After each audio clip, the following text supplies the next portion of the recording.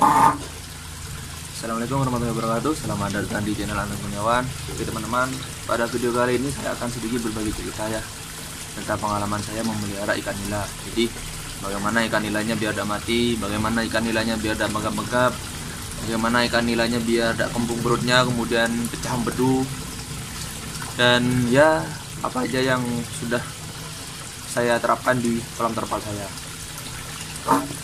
Seperti apa caranya? Apa yang sudah saya lakukan kepada ikan-ikan nila saya yang ada di belakang. Saksikan terus hingga akhir. Ini adalah kondisi saat ini teman-teman, kondisi kolam terpal ikan nila saya. Jadi airnya hijau seperti ini ya, masih sama seperti video-video yang sebelumnya. Dan lagi saya beri selada air. Jadi yang saya lakukan untuk menjaga ikan nila saya tetap hidup, yang pertama pasti saya menjaga kualitas oksigennya dulu. Jadi yang saya lakukan adalah dengan memasang pompa air. Jadi ini adalah di sini pompa air, pompa Resun SP6000, kapasitas 2500 liter per jam. Kok 2500, 2800 liter per jam, dengan konsumsi dayanya 40 watt. Kemudian kalau terkadang ada yang masih bingung, sudah saya kasih pompa air tapi kenapa kok ikannya masih sering mati. Jadi pompa airnya itu mungkin tidak sesuai dengan populasi yang ada di kolam. Kemungkinan besar populasinya padat, sedangkan pompa airnya hanya ukuran kecil. Untuk kolam dengan ukuran ini 2 kali 1 meter itu butuh pompa air minimal kapasitas 2000 liter per jam. Itu yang telah saya alami sebelumnya. Jadi sebelumnya ini pompanya 2000 liter per jam, kemudian upgrade ke 2500, lalu ke 2800. Kenapa kok tambah naik? Pertama karena kebetulan pompa saya stoknya ada. Terus yang kedua, karena semakin besar ikannya, kebutuhan oksigennya juga akan semakin banyak. Jadi untuk menjaga kecukupan oksigennya, saya menggunakan pompa yang disesuaikan dengan populasi. Untuk berikutnya, dengan adanya pompa ini, jadi saya menerapkan sistem resirkulasi di kolam untuk dengan tujuan memindahkan kotoran ikan yang ada di kolam ke bak filter, ke sini 2 bak ini. Jadi ini filter mekanis, ini filter biologis.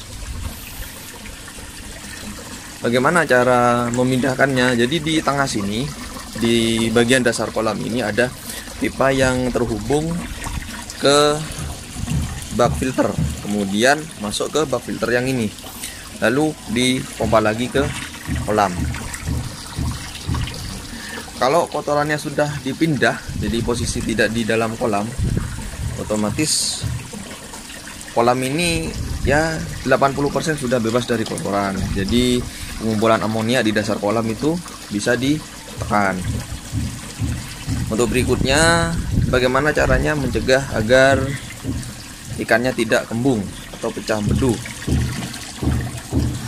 Ini teman-teman, saya menggunakan pelet seperti ini ya. Peletnya kecil, produknya Matahari Sakti. Ini untuk pemberian pakan jangan terlalu over, jangan terlalu banyak. Jadi secukupnya aja, disesuaikan dengan jumlah ikannya. Karena apa? Ikan itu udah ada kenyangnya, jadi kalau dikasih mesti dimakan terus. Dan ketika memberi pakan ikan, usahakan pakannya dibasahi dulu. Jadi tidak kondisi kering diberikan ke ikan. Kalau kondisi kering diberikan ke ikan, biasanya kalau terlalu banyak perutnya akan kembung.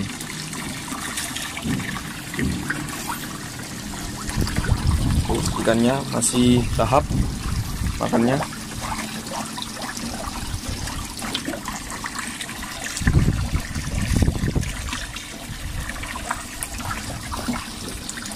Nah, kalau sudah ikannya tidak kembung, biasanya pecah empedu bisa ditekan dan bahkan tidak ada, karena saya sendiri sudah mengalami. Kemudian bagaimana cara mengatasi jika ikannya tidak nafsu makan? Kondisi air kayak gini, tiba-tiba ikannya tiap hari lahap, kemudian tiba-tiba pada suatu hari ikannya sudah tidak lahap makan, padahal pompanya sudah berjalan seperti ini. Gampang saja, kita buang airnya separuh.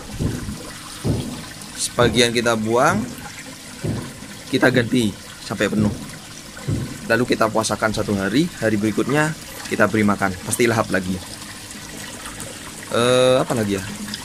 Terus bagaimana caranya biar ikannya tidak megap-megap? Ya dengan ini, suplai oksigen.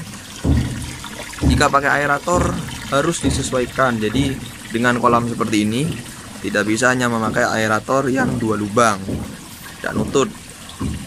Kalau mau budget yang minimalis, paling enggak ya pompa air. Kalau ada budget lebih bisa beli aerator yang blower ya, yang blower high blow biasanya, itu bisa nutut. Terus apa lagi?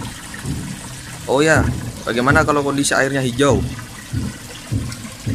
Air hijau seperti ini bukan menandakan airnya itu jelek. Jadi airnya ini masih dalam batas wajar. Indikatornya adalah ikannya lahap makan. Ya, ada yang sering tanya-tanya lagi tentang fermentasi kolam. Menurut saya kalau masih pemula seperti saya, lebih baiknya pakai air biasa saja. Sama-sama belajar pakai air biasa. Yang penting perlakuan ketika tebar bibit itu benar, insya Allah ikannya sehat.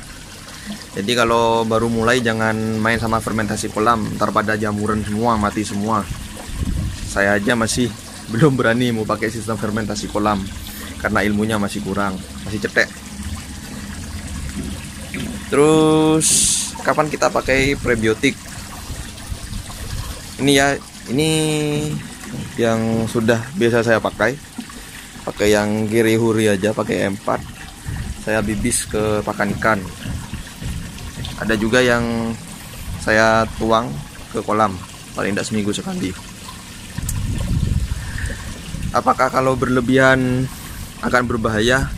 Saya rasa tidak sih, meskipun berlebihan tidak berbahaya. Mungkin efeknya nanti air kolamnya akan jadi coklat.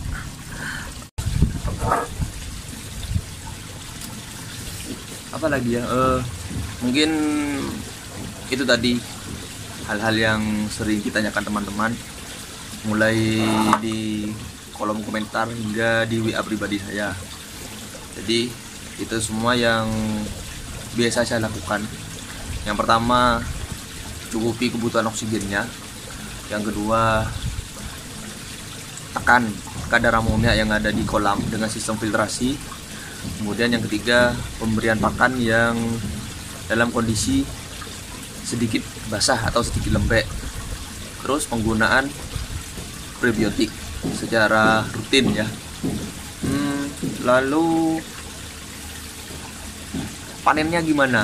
Kalau panen gimana? Kalau saya hitungan panen tidak terlalu obsesi ya, karena bagi saya lihat ikan sehat itu sudah alhamdulillah. Soalnya kadang kalau kita terlalu sayang sama ikan untuk ukuran kolam seperti ini, yang mau makan kasihan. Jadi buat hiburan aja. Apa lagi? Bang, apa listriknya tidak membengkak? Ya, itu pernah masuk juga dengan pompa sekian dengan daya 38 watt. 1 bulan itu kalau tidak keliru 30.000 listriknya. Apa boleh dikasih pakan selain pelet? Silahkan, ikan nila itu doyan macam-macam. Pokok masuk ke kolam itu biasanya dimakan. Terus kalau kolamnya kena matahari ya tidak masalah. Menurut saya tidak masalah. Kalau pompanya terlalu hijau karena efek matahari, kasih atap aja. Atap seperti ini sudah cukup menghalangi. Kalau mau yang sedikit bagus bisa pakai paranet. Kalau airnya diam atau air tenang, biasanya akan lebih cepat hijau kolamnya, hijau karena banyak alga. Tapi kalau diiringi dengan sistem filtrasi yang lumayan dan pompa yang sesuai kapasitas, biasanya hijaunya tidak terlalu pekat, tapi baik-baik saja seperti ini. Mungkin itu ya pertanyaan yang sering diutarakan teman-teman melalui kolom komentar dan WA pribadi saya. Mudah-mudahan apa yang saya utarakan tadi bisa menjadi sedikit rangkuman dari permasalahan permasalahan memelihara ikan nila di lahan sempit seperti ini. Mudah-mudahan bisa menjadi inspirasi. Jika ada yang keliru, mohon masukannya. Jika ada yang sedikit berbelok, tolong diluruskan. Mohon maaf jika ada salah kata.